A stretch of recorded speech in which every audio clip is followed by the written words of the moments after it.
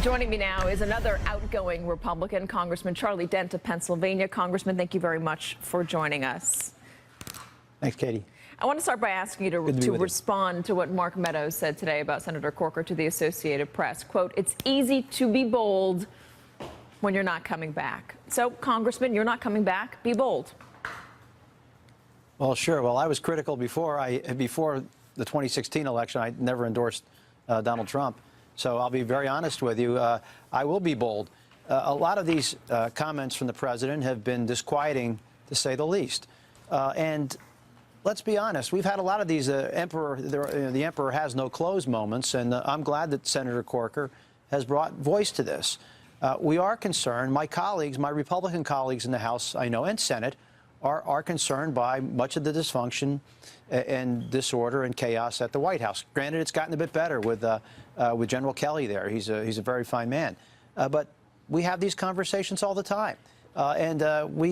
We have to do better, and I think more of my colleagues should speak up. They say things privately that they don't say publicly. I said it publicly before I announced I wasn't running. Well, you say you have these conversations privately. What sort of things do you say to each other? What sort of things really concern you? Well, for me, I guess it's not just the it's just the insults and the mocking statements that bother me quite a bit. I mean, through the campaign, we went through the whole issue with John McCain, Mexicans being rapists, the Khan family, the battle with Miss Universe over her weight.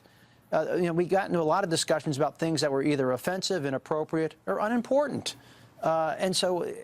So my colleagues, are concerned about this because we are asked to respond. And because we're asked to respond, we are spending time on these sorts of issues rather than a policy agenda. And frankly, the White House isn't helping itself on these policy matters when they get into these types of sideshows. It makes life harder. Look at health care, for example. The president never laid out principles. He never laid out plans. He never went out there and sold the case. But you have to provide leadership when you're the president on some of these very big issues. Why don't you think he's doing that? Well, again, I think there's been like I said, a disquieting and at times an alarming lack of policy knowledge on some very basic matters.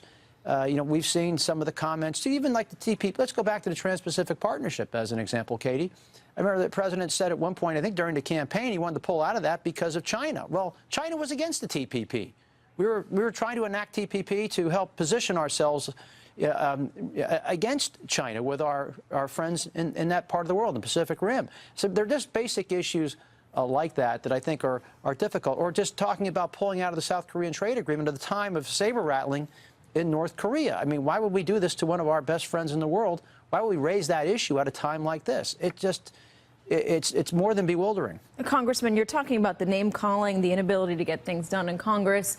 Senator Corker took it a step further than that. He was worried about the president inadvertently starting World War III. We saw him undercut Secretary Tillerson. We see him call Kim Jong-un names on Twitter, call him names on speeches. Are you worried about our national security? Well, I'm certainly worried about our foreign policy. I mean, I saw statements, too, coming out of the president's mouth on NATO being obsolete. And frankly, that's exactly what Vladimir Putin wants to hear. He wants to break up NATO. He wants the EU to unravel. And why would we do anything that would basically mimic what Vladimir Putin is saying? On North Korea, I was just over in the Korean Peninsula around Easter.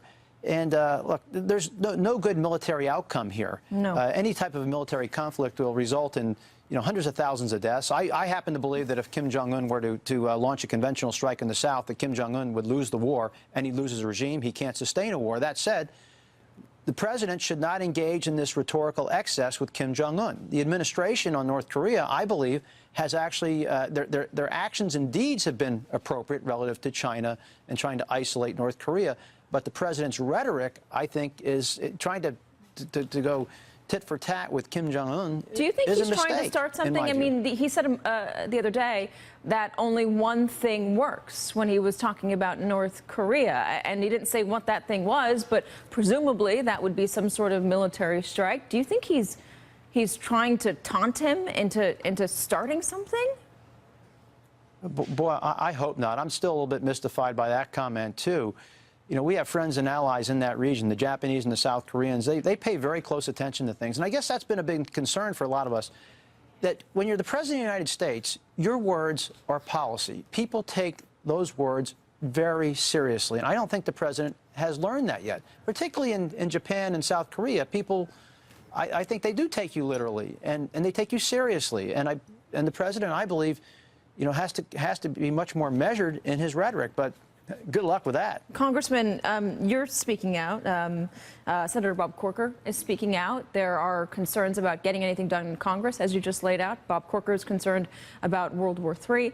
At what point is it irresponsible for your colleagues not to say more? Well, I'll tell you what, there are going to be a couple tests for not just me, but for all my colleagues. You know, we have to get to a budget agreement before the end of the year. The President's going to have to play a constructive role there. I hope he does. The President also has indicated he wants to come to an agreement on the so-called Dreamers. There is an easy compromise there if we want it. We can do it.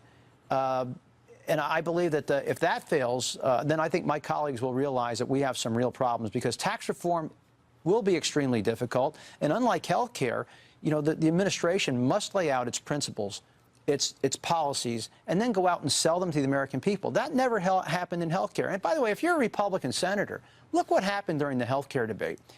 You know, I was against the health care bill. The President, you know, read me the riot act because I wasn't for the bill, only then to have this bill pass a few weeks later. Then the President calls the bill mean. So on one hand, he excoriates me for being against the bill, then he says the bill's mean. So if you're a Republican senator over there, well, they passed the bill like the House bill. The President might say something like that. You said the President doesn't seem to know much about policy. Why do you think he wanted to be president? Oh, I don't know. You have to ask him that. I was for John Kasich. I was for John Kasich. Look, I can't speak to his motivations wanting to be president. Obviously, it's a powerful position. A lot of people want it. But I just get the sense he just doesn't have that. You know, he has, in my view, he has a lot of unformed and in some cases uninformed policy positions, and they can shift from time to time. And by the way, I respect the fact that the President is pragmatic, and I'm always willing to work with him when he's on the right track on a given issue. The deal he cut, for example, on the debt ceiling, I thought was completely appropriate, and I gave him credit for it. Others beat him up for it. But I thought it was the right thing.